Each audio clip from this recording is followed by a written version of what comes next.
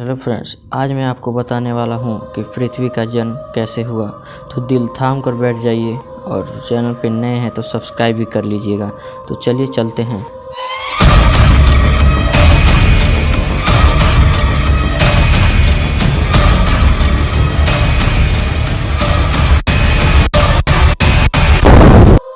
इस वक्त आप आराम से बैठकर इस वीडियो को देख रहे हैं, लेकिन अगर मैं आपसे कहूं कि आप जिस जगह पर बैठे हैं वो ज़मीन करोड़ों साल पहले 8,500 डिग्री सेल्सियस के तापमान पर उबल रही थी, या आप जिस जगह पर बैठे हैं वह जगह लाखों सालों तक बर्फ़ से ढकी हुई थी। तो आज की इस वीडियो में हम पृथ्वी के 450 अरब सालों के सफ़र के बारे में जानेंगे। तो आइए चलते हैं समय के पीछे। शुरुआत से जानेंगे हमारी पृथ्वी के एक चट्टान से लेकर एक जीवन से समृद्ध ग्रह बनने तक का सफ़र। आइए समय में पीछे चलते हैं। थोड़ा और पीछे।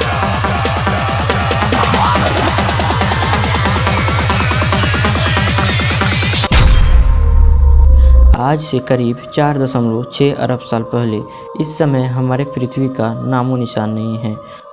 हम समय के कुछ ज़्यादा ही पीछे आ गए हैं। अभी पृथ्वी के बनने की प्रक्रिया शुरू नहीं हुई है।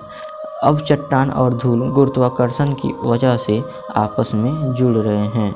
कई लाखों सालों के बाद अब यह भीमकाय चट्टानों के गोले में परिवर्तित हो चुकी है, लेकिन इसे हम अभी पृथ्वी नहीं कह सकते, क्योंकि यह अभी एक खौलते गर्म लावा के समान है। आज से करीब 4.5 अरब साल पहले इस वक्त धरती के सतह का तापमान करीब 1200 डिग्री सेल्सियस है।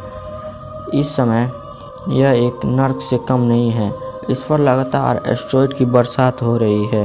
लाखों सालों तक उन एस्टेरॉयड की बरसात हुई। उन एस्टेरॉयड में जमा था नमक, मिनरल और पानी, जिसके कारण धीरे धीरे पृथ्वी की ऊपरी सतह पानी से ढकने लगी।